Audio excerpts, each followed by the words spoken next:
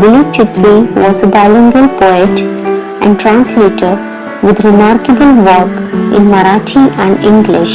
His versatile creativity extends to painting, filmmaking, and his notable contribution as a magazine columnist. He received the prestigious Sahitya Akademi Award both for poetry as well as for his well-known translation work Sees Tuka, popular Abhangas by Sant Tukaram. He had started translation of literary work of saints in Marathi at the age of 16. Exile, alienation, self-disintegration, and death are observed to be the major themes of his works. Father returning home. This poem is taken from Traveling in a Cage. It draws a portrait of a suburban commuter. It depicts his dull, monotonous, exhausting, and equally pitiable daily routine. It describes a forced alienation at home, which is reflected through the stale food and lack of sharing. His children refuse to share their joys and sorrows with the hardworking father who, as a result, is forced to retire into solitude. This very painful loneliness is a symbol of man's isolation from the materialistic, man-made world. My father travels on the late evening train, standing among silent commuters in the yellow light. Suburbs slide past his unseeing eyes. वक्ता अपने पिता की दैनिक दिनचर्या का वर्णन करते हुए कहते हैं, दिन भर की थकान के बाद मेरे पिता देर शाम को ट्रेन में सफर करते हैं। हजारों अन्य राहगीरों की तरह वह यात्रा के दौरान चुपचाप थके हुए पीली रोशनी में खामोशी से खड़े रहते हैं। उपनगर के दृश्य उसकी आंखों से फिसलते जा रहे हैं। वहां कुछ भी नया नहीं है, जैसे उसका निर्लिप्त जीवन। His shirt and pants are soggy and his black raincoat stained with mud and his bag stuffed with books is falling apart. His eyes, dimmed by age, fade homeward through the humid monsoon night. Train पर गीले कपड़ों, काले raincoat के साथ उनकी छवि कीचड़ से सने हुए एक दलित और उदास दृश्य से जुड़ती है। यहाँ तक कि उनका बैग किताबों से भरा हुआ गिर रहा है, जो बताता है कि उनकी वर्तमान स्थिति अच्छी नहीं है। पिता अपने घर लौटने पर कोई वास्तविक आराम महसूस नहीं करता, क्योंकि उम्र के कारण आंखें धुंधली हो जाती हैं और आर्द्र मानसून की रात के माध्यम से घर की ओर जाती हैं।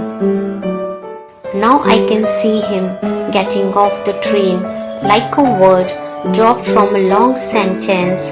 He hurries across the length of the grey platform, crosses the railway line, enters the lane.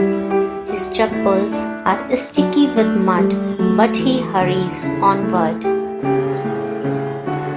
अब मैं उन्हें ट्रेन से उतरते हुए और घर की ओर दौड़ते हुए देख सकता हूँ, जैसे कोई महत्वहीन शब्द किसी लंबे वाक्य यानी ट्रेन से छूट गया हो, जिस पर किसी का ध्यान नहीं जाता।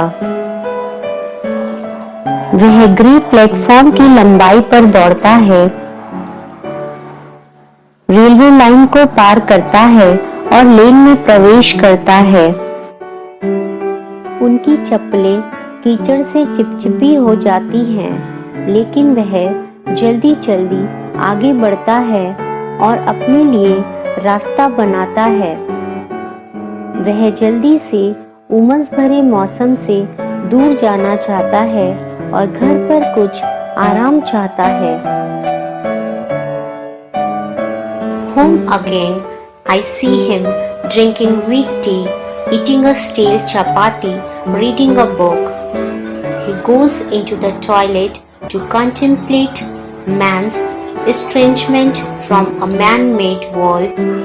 घर पर मैं उन्हें कमजोर की भांति चाय पीते हुए, बासी रोटी खाते हुए और किताब पढ़ते हुए देखता हूँ। वह शौचालय जाता है और सोचता है भीड़ में होते हुए उसे मानव निर्मित दुनिया से दूर कर दिया गया है। कितना अकेला है वह अपने ही घर में अपने परिवार के बीच अजनबी महसूस करता है। Coming out, he trembles at the sink, the cold water running over his brown hands, a few droplets clinging to the graying hair on his wrist.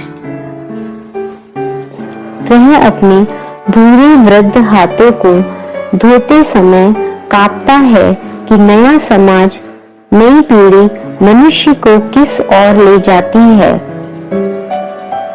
कुछ बूंदें उसकी कलाई पर सफेद होते बालों से चिपकी हुई है, जैसे वह किसी तरह अपने सुस्त जीवन को पकड़ रहा है। His sullen children have often refused to share jokes and secrets with him. पिता वर्तमान बच्चों को उदास के रूप में वर्णित करता है। बच्चे अपने पिता के साथ स्वस्थ संबंध, सुख दुख, चुटकुले, रहस्य साझा करने से इनकार करते हैं, जिनका वह सदैव हिस्सा बनना चाहता है। यह लालसा उसे और अधिक हृदय विदारक बना देती है। He will now go to sleep, listening to the static on the radio, dreaming of his ancestors and grandchildren, thinking of nomads entering a subcontinent through a narrow pass. पिता को अपने अनिश्चित वर्तमान को आगे देखने के लिए कुछ भी नहीं मिलता है। सभी नुकसान की भरपाई के लिए वह रेडियो पर कठोर आवाजें सुनता है।